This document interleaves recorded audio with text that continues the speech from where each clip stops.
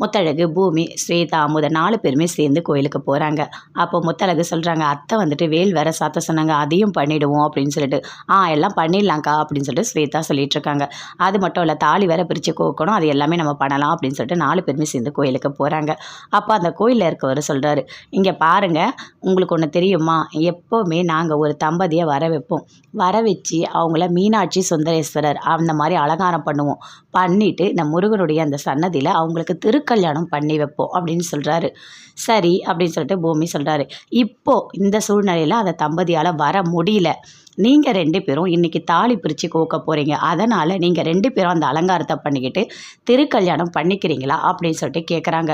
அதை கேட்டோடனே அப்படி சந்தோஷப்படுறாங்க முத்தழகு, பூமி 2 பேருமே, அமுதன், ஸ்வேதா எல்லாருமே பயங்கரமாக சந்தோஷப்படுறாங்க.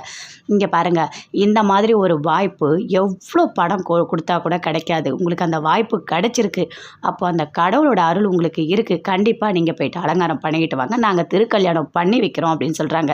அதே மாதிரி போயிட்டு பூமி, முத்தழகு 2 பேருமே சூப்பராக அழகாக வராங்க. அப்படியே முத்தழகு பூமி பார்க்குறாரு, பயங்கர அழகாக இருக்காங்க. அப்படியே கிட்ட வந்தவொடனே சரி வாங்க தாலி கட்டுங்கன்னு சொல்லிட்டு தாலியை கொடுக்குறாங்க. அதே மாதிரி பூமி முத்தழகு தாலி கட்டுறாரு. அப்படியே ரொம்ப சந்தோஷமாக அவ்வளோ சந்தோஷப்படுறாங்க முத்தழகு. அங்கே இருக்க எல்லாருமே சேர்ந்து ஆசீர்வாதம் பண்ணுறாங்க. அது மட்டும் இல்லை, உனக்கு இந்த வாய்ப்பு கிடைச்சது ரொம்ப பெரிய விஷயமா, இதெல்லாம் அவ்வளோ சீக்கிரமாக கிடைக்கவே கிடைக்காது அப்படின்னு சொல்கிறாங்க. நீங்கள் 2 பேருமே கொடுத்து வச்சவங்க, அந்த முருகனோட அருள் உங்களுக்கு இருக்குது அப்படின்னு சொல்லிட்டு வந்தவங்க எல்லாருமே சொல்கிறாங்க. அதை பார்த்தோன்னே பூமி முத்தழகு 2 பேருமே ரொம்ப சந்தோஷப்படுறாங்க. சரி வாங்க வீட்டுக்கு போகலான்னு சொல்லிட்டு போகிறாங்க.